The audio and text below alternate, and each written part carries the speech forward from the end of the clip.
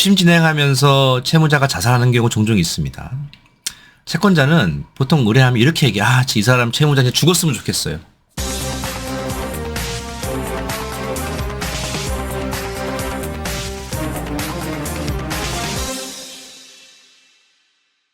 안녕하십니까.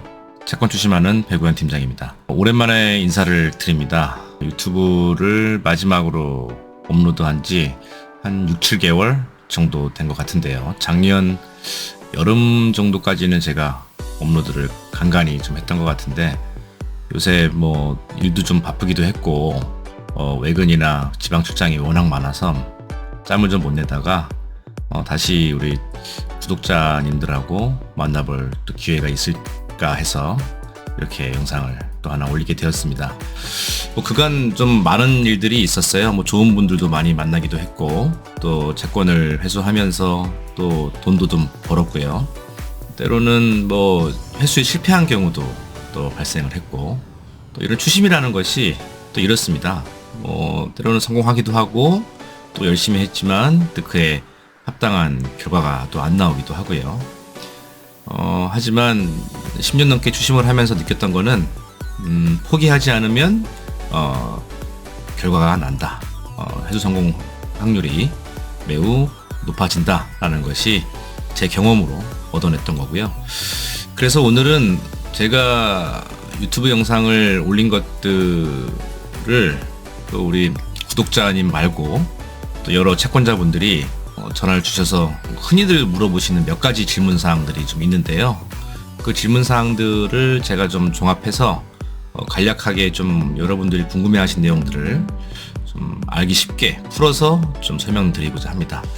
그래서 채권자들이 저한테 연락을 주시는 경우는 대부분 같습니다. 그러니까 채권이 발생을 했고 그 돈을 받아야 되는데 자기 혼자 하기에는 좀 쉽지 않고요. 그래서 신용정보회사의 문을 좀 두드리게 되죠. 대한민국에 있는 신용정보회사는 30개가 넘습니다. 이렇게 많은 신용정보 회사들 중에 담당자를 선택하는 일이 채권 추심을 의뢰한다는 전제하에 너무나 중요하다고 제가 말씀을 드렸죠. 그래서 제 기준에서 채권자가 꼭 알아야 될 내용들 또 그리고 채권자가 궁금해 하시는 내용들을 좀 설명을 드리겠습니다. 첫 번째로는 이런 질문 하셨어요. 신용정보회사에서 근무하는 배구현 팀장은 합법적으로 추심하는 회사가 맞나요? 혹시 진행하는 과정에서 불법을 하기도 하나요? 또 이렇게 또 질문을 하시기도 하거든요. 좀 설명을 좀 드려보면 당연히 합법적인 테두리 안에서만 일을 할 수 있습니다. 신용정보회사에 근무하는 저는요. 기획재정부의 인허가를 받은 신용정보회사, 저는 세일신용정보에 근무를 하고 있고 불법적인 일은 하지 않습니다. 간혹 가서 좀 때려달라. 또 아니면 뒷조사를 좀 해서 좀 알아내달라. 아니면 부모한테 좀 알려달라. 또 아니면 와이프한테 가서 좀 이 채권 사실을 알려달라. 가족한테 좀 알려달라. 이런 불법적인 일들은 신용정보회사에 근무하는 신용관리사, 그러니까 저 같은 채권 추심을 하는 사람들은 절대 불법적인 일을 할 수 없습니다. 이게 왜 문제되냐면 당연히 이 법치국가에서 불법인 하면 안 되죠.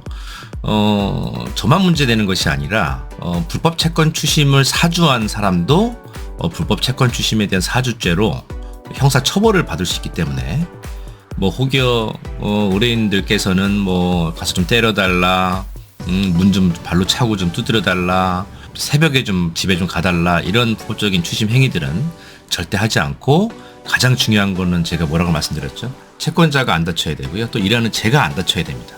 제가 안전하게 해야 되고 또 채권자도 이 추심 의뢰했을 때 돈 받는 것보다 중요한 내가 안 다쳐야 되기 때문에 합법적인 테두리 안에서 안전하게 돈을 변제받는 것이 제가 하는 일입니다.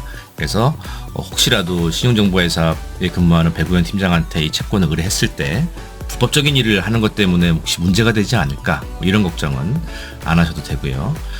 기획재정부에서 인허가를 받은 신용정보회사이고 또 금융감독원에서 감독 규제를 받고 있기 때문에 채권자를 보호하고 또 일하는 저도 보호받으면서 정상적으로 추심 활동을 할 수 있습니다.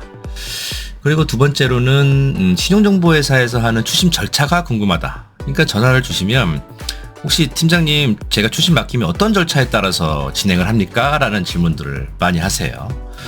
근데 신용정보회사에 추심 계약을 하게 되면요, 시작부터 끝까지 모든 내용들을 제가 장황하게 설명드리기는 어렵습니다. 왜냐하면 채무자는 또 채무자 각각의 상황이 다 다르고요.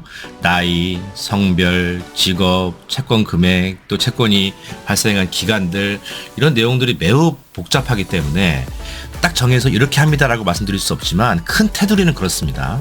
첫 번째는 추심 계약을 하게 되면 추심 계약을 한 이후에 조사라는 걸 하게 되고요.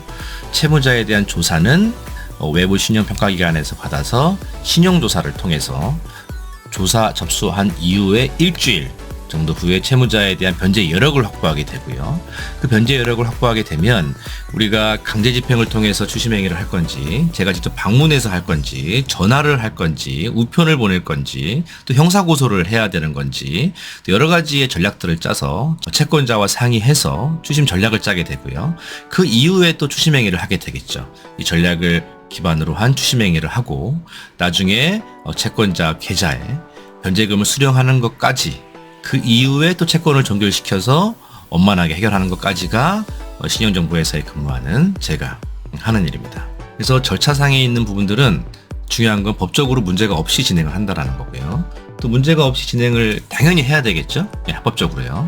네, 그렇게 하시면 되고, 하지만 이 절차들도 채무자별로 각각 다르지만 큰 틀은 첫 번째 계약하고, 두 번째는 조사하고, 그다음 세 번째는 추심 행위하고, 네 번째는 변제금 수령해서 마지막으로 채권을 종결한다. 네, 이렇게 보시면 되고요. 또 그 다음은 또 질문은 또 신용정보 회사에 의뢰하면 돈 많이 들어가나요? 또 이런 질문들을 좀 주세요. 이런 질문이 왜 하실까라고 생각을 해보면, 보통 신용정보회사에 근무하는 신용관리사들은 다 계약 조건이 개별로 다릅니다. 그러니까 저는 예를 들어 앞전에도 말씀드렸다시피 3천만 원 미만인 소액 채권들은 회수된 금액의 30%를 받고요. 3천만 원에서 1억 사이는 20%를 받고, 또 1억 이상은 채권자와 잘 협의해서 진행한다고 제가 말씀드리지 않았습니까? 근데 이것도 저 개인의 계약 조건인 것이지 다른 사람하고는 또 다를 수도 있습니다. 그래서 제 기준으로 좀 설명을 드려보면, 신용정보회사에 저에게 추심 의뢰를 하실 경우에 채권자께서 지불해야 될 금액은 크게 세 가지 정도로 나눌 수 있습니다. 그러니까 첫 번째는 성공 수수료, 추심 성공 수수료가 되겠죠. 이건 뭐냐면 추심 계약을 통해서 예를 들어서 3천만 원짜리 채권을 저와 30%에 계약했다고 전제를 좀 해보면, 제가 추심 행위를 열심히 해서 3천만 원을 변제받으면 그에 따른 성공 수수료인 30%를 저희 회사에 또 지급을 해야 되는 게 채권 추심 성공 수수료고요. 두 번째는 법조치 비용이 있습니다. 이 법조치 비용이 뭐냐면, 예를 들면 우리가 채무자에 대한 조사를 하고 제 추심 행위를 했어요. 근데 채무자가 직장도 있고 신용카드도 잘 사용하고 있고요. 또 재산도 있다고 전제해 볼게요. 그런데도 불구하고 채무자가 자의적으로 변제를 안 하는 경우들이 꽤나 많습니다. 이럴 경우에는 우리가 채권자의 승낙을 받아서 채권자로부터 법진행을 하게 됩니다. 뭐 흔히 알고 있는 통장 압류도 하고요, 급여 압류, 뭐 집에 가서 딱지 붙이는 동상 경매, 또 부동산이 있다라고 하면 강제 경매, 또 채권자로부터 승낙을 받아서 또 형사 고소도 할 수 있고요. 또 이런 추심행위 할 때 들어가는 법적인 실비가 있습니다. 뭐 인지대, 뭐 송달료, 뭐 변호사 비용, 뭐 법무사 비용 등등이 있겠죠. 이거는 채권자하고 상의해서 채무자에게 꼭 필요하다라고 하면 채권자의 승낙을 받게 되고요. 그 승낙받은 이후에 채무자 상대로 법진행을 하게 됩니다. 그때 들어가는 실비는 채권자가 먼저 부담을 하게 된다고 말씀드린 거고, 그럼 이 비용은 어떻게 하느냐? 채무자에게 더해서 채권 추심하면서 회수하게 됩니다. 예를 들어서 우리가 3천만 원을 추심 계약을 했고 그 이후에 이자까지 4천만 원이 됐다. 그러면 4천만 원 받는 게 아니고 그 원금 플러스 이자 플러스 들어갔던 법적인 비용, 뭐 압류 비용이 될 수도 있고 우리가 추심 진행하면서 들어갔던 법 비용은 받아낼 수 있습니다. 하지만 저와 채권자와 계약돼 있는 추심 성공 보수에 대한 부분들은 채무자에게 요구할 수 없다는 부분은 꼭 기억하셔야 됩니다. 개중에는 채권자 입장에서 봤을 때는 내가 당신 때문에 채무자 때문에 추심 계약을 했고 채무자 때문에 불필요한 추심 성공 수수료를 신용정보회사에 지급했으니 그 비용까지 내가 받을 수 있는 거 아니냐라는 말씀을 주시는데, 그거는 채무자에게 비용 부담을 전가할 수는 없습니다. 왜냐하면 추심계약은 채무자와 저와의 계약이 아니고 채권자와 저와의 별도의 용역계약이기 때문에 그 추심 성공 수수료는 채무자에게 부담시킬 수 없다. 또 세 번째는 조사비용이 있습니다. 그러니까 조사 비용은 뭐 흔히들 뭐 타 신용정보회사 타 담당자들은 뭐 조사할 때 뭐 30만 원 받으시는 분도 있고, 뭐 많게는 제가 뭐 300만 원 받으시는 분도 제가 봤는데요. 또 때로는 뭐 10만 원 받으시는 분도 있는데, 이게 뭐 착수금, 뭐 조사 비용 이런 표현으로 타 신용정보회사에서 또 타 담당자들이 그렇게 받지만, 저는 다시 한번 말씀드리지만 추심 진행하면서 제가 조사 비용을 선불로 받는다던가 착수금을 받는다던가 이런 건 없습니다. 저는 오롯이 회수했을 때 회수 성공 수수료를 제가 받는다, 이렇게 생각하시면 돼요. 그래서 저 같은 경우에는 채권자가 저랑 추심 계약하면 지불해야 될 돈, 의뢰하면 돈이 어떤 돈이 들어갈 수 있냐면, 회수했을 때는 성공 수수료 주셔야 되고요. 또 부득이하게 법 진행을 했을 경우에는 법조치 비용이 들어갈 수 있지만 또 돌려받을 수 있다라는 거고, 결국에는 회수를 했을 때만 채권자 주머니에서 돈을 지불하게 된다, 이렇게 이해하시면 될 것 같아요. 그러니까 뭐 제 입장에서 봤을 때 회수를 안 되면 저는 돈을 벌어가는 게 없고 제가 돈을 오히려 써야 되는 상황이 발생하겠죠. 그렇기 때문에 저는 꼭 수익을 남겨야지만, 꼭 회수를 해야지만 수익을 남길 수 있다. 그래서 저는 열심히 한다, 이렇게 이해하시면 되고요. 또 네 번째는 상대가 신용불량자인데 당신이 어떻게 돈을 받아낼 수 있습니까? 이런 표현들을 많이 하세요. 뭐 현실적으로 봤을 때는 채무자가 신용불량자라고 한다 그러면 회수하기 어려운 거는 현실입니다. 당연히 뭐 신용상태도 양호하고 직장도 있고 부동산도 있는 채무자보다야 당연히 회수하기가 어려운 건 사실이지만, 저한테 의뢰되는 채권의 90% 이상은 신용불량자이며 뭐 행방불명되고 변제 여력이 없고 또 변제 의사도 없는 채무자입니다. 바꿔 생각하면 채권자가 바보가 아니거든요. 재산도 있고 직장도 있고 뭐 이런 채무자를 저희한테 수수료 줘가면서 의뢰하지는 않습니다. 근데 저는 이런 설명을 좀 드리고 싶어 해요. 채무자가 신용불량자라고 하는 부분들은 제가 실제로 추심을 좀 해보면 그게 그리 중요한 내용은 아닙니다. 채권 추심하는 과정 속에서 가장 중요한 거는 채무자의 변제 의지와 변제 의사가 중요한 거지, 변제 여력이 그리 중요하지는 않습니다. 그러니까 우리는 채무자가 이 돈을 변제할 수밖에 없는 상황들을 만드는 것이 중요해요.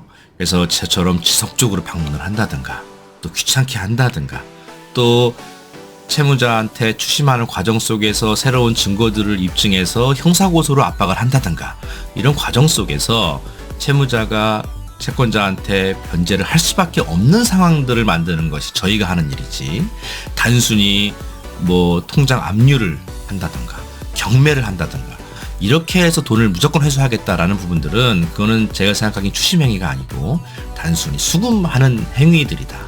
제가 설명드린 추심행위들은 채권자가 저한테 추심을 의뢰했을 당시에는 회수 성공 확률이 0%다. 근데 저한테 추심 의뢰하면서 10%, 20%, 30% 회수 가능성이 올라가면서 최종적으로 100%로 만드는 행위들이 추심 행위다라고 저는 생각을 하고 있고, 그래서 제가 누누이 말씀드렸지만 저는 추심을 앉아서 하는 게 아니고 부산이든 철원이든 뭐 여수든 전국적으로 방문해서 직접 채무자 자택도 방문해 보고요, 직장도 방문해 보고, 이런 과정을 통해서 추심 가능성을 0%에서 100% 올리는 작업을 한다. 그래서 채무자가 신용불량자라 그래서 절대 채권은 포기하면 안 되고요, 우리가 효율적으로 착수금이 없고 선불이 안 들어가는 범위 내에서 믿을 만한 추심 담당자를 선택하는 일이 그래서 무엇보다도 중요하다라는 말씀을 제가 누차 설명을 좀 드렸습니다. 그리고 채무자를 좀 괴롭혀 줄 수 있나요? 이런 얘기들을 하세요. 이해는 합니다. 그러니까 채무자를 괴롭혀달라, 이거는 감정에 대한 부분들이죠. 하지만 신용정보회사에 근무하는 저의 존재의 이유는 감정에 대한 복수심이나 이거를 해결하는 해결사가 아니고요, 저 같은 경우에는 이윤 창출에 있습니다. 그 이유는 채권을 회수했을 때 성공 수수료가 되겠죠. 저는 그 성공 수수료를 취하기 위해서 추심행위를 하는 거지, 뭐 동네 보안관처럼 또 뭐 정의의 사도처럼 채무자를 망가뜨리고 괴롭혀서 정의 구현을 해서 이 사회에 뭐 이바지하겠다 이런 부분들은 아닙니다. 그리고 제가 채권자한테 누누이 하는 말씀이 있습니다. 채무자가 부모를 죽인 원수도 아니고 우리가 채무자를 괴롭히고 때리고 이렇게 해서 얻어낼 수 있는 것이 과연 뭐가 있을까? 이런 문제들이 생기는 거죠. 그래서 우리가 채무자를 괴롭히는 일은 추심행위하는 과정 속에서 제가 방문하고 법조치하고 고소하고 이런 추심행위하는 과정 속에서 채무자가 자연스럽게 괴로움을 느끼고 고통스러워집니다. 그러니까 우리가 채무자를 뭐 괴롭히자 때려달라 이런 부분들보다는 우리가 채무자 주머니에서 돈을 이자까지 우리가 피해본 시간에 대한 손해배상까지 얼마나 많이 받아낼 수 있는지를 고민하셔야지 부모를 죽인 원수도 아니고 우리가 그 채무자를 죽여야 됩니다. 이런 부분들은 크게 의미가 없다라고 제가 누누이 설명을 드렸고요. 추심 진행하면서 채무자가 자살하는 경우 종종 있습니다. 채권자는 보통 의뢰하면 이렇게 얘기해. 이 사람 채무자한테 죽었으면 좋겠어요. 저한테 너무나 극심한 고통을 줬기 때문에 전 얘 차라리 죽었으면 좋겠어요. 이렇게 얘기하시는 분들이 있거든요. 근데 막상 채무자가 사망하게 되면 허망하게 돼요. 그래서 오히려 채무자가 내 돈을 안 갚았더라도 잘 살고 있기를 바라야 돼요. 잘 살고 있어야지만 제 돈을 잘 갚을 수 있겠죠. 그래서 이런 마인드로 접근하셔야지 채무자를 죽여야 된다 이런 것보다는 그래 너 잘 살아봐라. 너 제발 로또라도 좀 돼서 내 돈 갚아라. 이런 좋은 마음으로 접근을 하게 된다라고 하면 오히려 그 좋은 마음들이 부메랑처럼 돌아와서 채권 추심의 성공으로 올 수 있다라고 저는 무조건 믿고 있습니다. 그렇게 또 정리하면 될 것 같고요. 그래서 저는 채무자를 괴롭히는 것보다는 돈을 받아내는 과정 속에서 채무자는 충분히 괴로워할 거고 돈을 받아내는 방법 또 그 효율적인 방법 또 신속하게 받아낼 수 있는 방법들을 제가 끊임없이 고민하고 있다 이렇게 설명을 좀 드릴 수 있고요. 또 마지막으로 변호사랑 신용정보회사랑 무슨 차이가 있나요? 이렇게 설명을 또 물어보시는 경우들이 많아요. 뭐 네이버나 유튜브나 요즘에 인스타 여러 가지 이런 SNS 쪽을 보면 변호사들이 추심 업무를 하는 경우도 광고나 이렇게 마케팅하는 경우가 많죠. 또 저희 같은 신용정보회사도 많고. 근데 변호사랑 신용정보회사는 업무하는 스타일이 다릅니다. 변호사들은 신용정보회사에 근무하는 저 같은 사람들을 이렇게 얘기하더라고요. 신용정보회사에 의뢰해봤자 돈만 뜯기고 하는 것이 없다. 네. 근데 예전에 선배들이나 다른 직원분들 그렇게 일할 수 있는 사람도 있을지 모르겠지만 저 같은 경우에는 우선 착수금을 안 받고 선물을 안 받기 때문에 돈을 뜯길 리는 없습니다.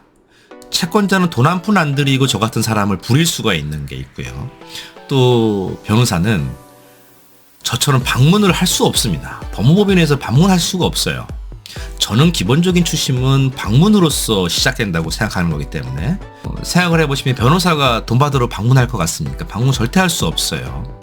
하지만 신용정보회사는 또 신용정보회사에 근무하는 저는 기본적으로 방문 추심을 우선으로 하고 있기 때문에 방문해서 채무자를 직접 눈으로 보고 사는 것도 눈으로 보고 직장도 가보고 전화도 하고 문자도 하고 또 채권자를 대신해서 법진행도 진행하고 이런 과정들을 모든 것을 추심행위에 통틀어서 저희 신용정보회사에서 하는 거고 가장 중요한 거는 변호사가 못하는 조사를 할 수 있다.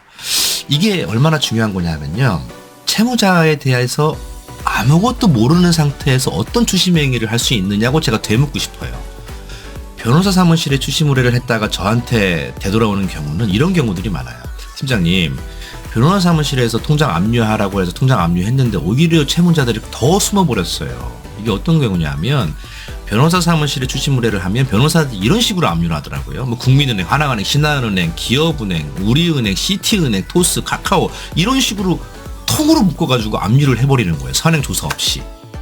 이러니까 채무자들은 숨어버릴 수밖에 없죠. 법조치를 신중하게 해야 되는데 변호사들이 하는 추심 행위는 이런 법조치에 대한 추심 행위들만 하기 때문에 이런 불상사가 나는 거고 제가 만약 압류 행위를 한다라고 하면 저는 어떻게 하냐면 첫 번째 조사를 선행하게 됩니다.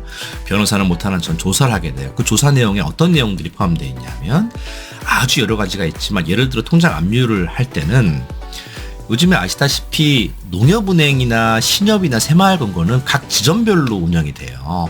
농협 중앙회가 있고 농협은행 도봉지점, 농협은행 압구정지점 이렇게 지점을 압류할 때는 실질적으로 그 지점을 특정해서 압류해야 되는데 변호사들처럼 이렇게 통으로 압류하게 되면 실제로 같은 농협은행이라고 할지언정 이 지점이 달라버리면 실제로 압류가 안 됩니다. 그래서 채무자가 실제로 어떤 계좌를 쓰는지 조사를 통해서 확보한 이후에 채무자한테 압류를 해야지만 효과적인 추심을 할 수 있다라고 보는 거예요. 왜냐하면 이 법조치는 선행 조사 없이 함부로 하면 우리가 눈 감고 싸우는 거나 마찬가지거든요. 그러면 상대방하고 눈 감고 싸우면 어떻게 이길 수 있겠습니까? 상대방은 다 피하겠죠. 그죠? 눈 감고 어떻게 맞출 수 있겠습니까? 근데 신용정보회사에서는 채무자를 훤히 보고한다. 얘가 채무자가 암에 걸렸는지 감기에 걸렸는지 진단을 좀 해보고요. 그 진단에 맞춰서 우리가 수술을 해야 되는지 단순히 약 처방으로 할 수 있는지 이렇게 치료를 하듯이 우리가 꼭 조사를 선행하고 집행을 하거나 추심행위에 대한 전략을 짜야 됩니다. 그래서 꼭 변호사가 좋다, 신용정보회사가 좋다 이렇게 말씀드릴 수 없지만 법리적인 다툼이 있는 건들, 예를 들면 우리가 공정증서가 있는데 이 채권이 채무자가 인정을 안 해버린다라고 하면 변호사가 소송을 통해서 완벽한 집행권을 확보한 이후에 추심을 한다라고 하면 변호사의 조력이 필요할 수 있지만 판결문을 확보했고 이 채권에 대한 다툼의 여지가 없다라고 하면 변호사가 추심하는 것은 분명히 한계가 있을 수밖에 없다라고 설명을 좀 드립니다. 당연히 저는 신용정보회사에 근무를 하고 있기 때문에 이런 말씀을 좀 드릴 수 있는 거라 생각할 수 있지만 경험해 보신다라고 하면 돈은 사람이 주기 때문에 사람을 만나야지만 줄 수 있습니다. 그리고 채무자 바보 아닙니다. 채무자가 판결문까지 확보가 되어 있고 공증은 있는데 채무자가 멍하니 있겠습니까? 아닙니다. 채무자도 대비하고 방어하고 인터넷에서 개인위생 파산이라고 쳐보면 채무자를 도와주는 변호사 법무사들도 너무나 많아요. 그런 사람들 상대로 해서 추심을 하려고 그러면 사전에 조사부터 전략 전술에 대한 수립들 추심 진행하면서 효율적이고 신속하게 실수 없이 해야 되기 때문에 추심은 기회는 한 번뿐입니다. 집행도 한 번에 끝내야 되는 거지 여러 번 하면 채무자는 그 추심행위에 대해서 무뎌질 수 있고 그거에 익숙해져 버려서 나중에 추심 직원하고 친구를 먹으려고 하는 경우도 발생할 수 있어요. 그래서 추심은 처음 기회에 어떤 담당자를 선택해서 진행하느냐가 너무나 중요합니다. 그리고 혹여라도 저한테 의뢰 안 하시더라도 꼭 신용정보회사 담당자한테 추심 전략에 대해서 문의를 해보신 이후에 추심 진행을 해야 된다. 그래서 변호사랑 신용정보회사랑 누가 좋다라고 말씀을 드릴 수는 없지만 변호사가 하는 컨셉, 신용정보 하는 컨셉이 다르고 신용정보회사의 장점은 변호사는 못하는 조사를 실시간으로 언제든지 원할 때 할 수 있다. 또 채무자가 어떤 환경에 있는지 계속 눈으로 끊임없이 모니터링 할 수 있다. 또 가장 중요한 건 뭐라 그랬죠? 추심은 방문이 중요합니다. 채무자를 직접 만나야 되고요. 만나서 압박도 해야 되고 찾아가야지만 채무자가 심리적인 압박을 느끼지 통장 압류 하나로서 돈이 회수되는 경우는 100건 중에 한 건도 없다. 그래서 변호사 사무실에서 얘기하고 있는 신용정보에서 의뢰하면 돈 뜯기니까 성공수수료 줘야 되니까 하지 마세요. 저희는 성공수수료도 없이 압류하는 돈만 주시면 저는 다 해드립니다. 이게 말이 안 돼요. 실제로 채권자들이 경험해 보시면 변호사 사무실에 의뢰하면 추심이 성공할 수 없다는 이유를 누구보다도 뼈저리게 느끼시게 될 거고 그거에 대한 설명은 저희 사무실에 한번 오시면 제가 또 부연 설명을 좀 드리기로 할게요. 그래서 오늘 한 6가지 정도 제가 좀 추려서 설명을 드렸는데요. 이 추심이라는 것이 이 6가지 질문 말고도 이 채무자가 각각의 상황들이 다 다르고요. 또 채권자마다 각각의 상황들이 다 다릅니다. 그렇기 때문에 교과서에 나와 있는 책처럼, 그죠? 또 수학 1 더하기 1은 2다 라는 공식처럼 흔쾌히 또 이렇게 속 시원하게 말씀드리기에는 추심이라는 것이 굉장히 어렵고 난해합니다. 사람을 상대하는 일이기 때문에. 그래서 꼭 내가 채권이라는 게 발생을 했고 이거를 해결하려고 한다 그러면 신용정보회사도 여러 군데 신용정보회사의 담당자를 직접 만나보고 컨택해 보시고요.